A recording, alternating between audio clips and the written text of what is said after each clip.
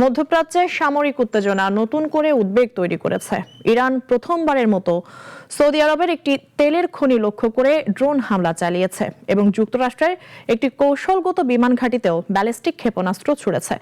এর মধ্যে সৌদিতে ক্ষেপণাস্ত্র হামলায় 2 বাংলাদেশি নিহত হয়েছেন। ভোরে ইসরায়েলকে লক্ষ্য করে 3 দফা মিসাইল হামলা চালিয়েছে ইরান।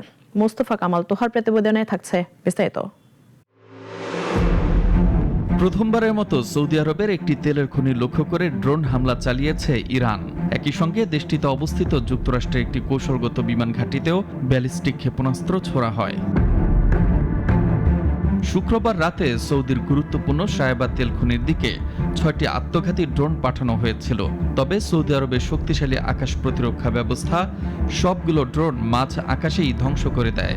পাশাপাশি প্রিন্স সুলতান এয়ারবেস লক্ষ্য করে ধেয়ে আসা একটি ব্যালিস্টিক ক্ষেপণাস্ত্র সফলভাবে প্রতিহত করা হয়েছে।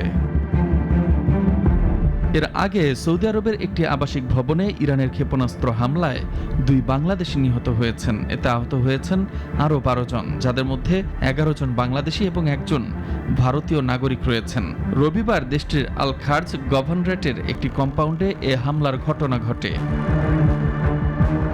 এদিকে আজ ভোরেও দখলদার ইসরায়েলকে লক্ষ্য করে 1 ঘন্টার মধ্যে 3 দফায় মিসাইল হামলা চালিয়েছে ইরান। হামলার পর তেল আবিব, হাইফা ও আশপাশের শহরে সতর্কতামূলক সাইরেন বেজে ওঠে এবং বাসিন্দাদের নিরাপদ আশ্রয়ে যাওয়ার নির্দেশ দেয় ইসরায়েল। এছাড়াও জর্দানের আজরাক শহরে অবস্থিত আমেরিকার অন্যতম আক্রমণাত্মক ঘাঁটি মুয়াফফাক আল সালতি বিমান ঘাঁটিতে একাধিক হামলা চালিয়েছে ইরান। যুক্তরাষ্ট্র ও ইসরায়েলের সামরিক অভিযানের জবাবে ইরানের পাল্টা হামলা ক্রমেই বিস্তৃত হচ্ছে। এতে মধ্যপ্রাচ্যের স্থিতিশীলতা যেমন হুমকির মুখে পড়ছে, তেমনি বিশ্বের জ্বালানি সরবরাহ ও বৈশ্বিক অর্থনীতিতেও নতুন উদ্বেগ তৈরি হয়েছে।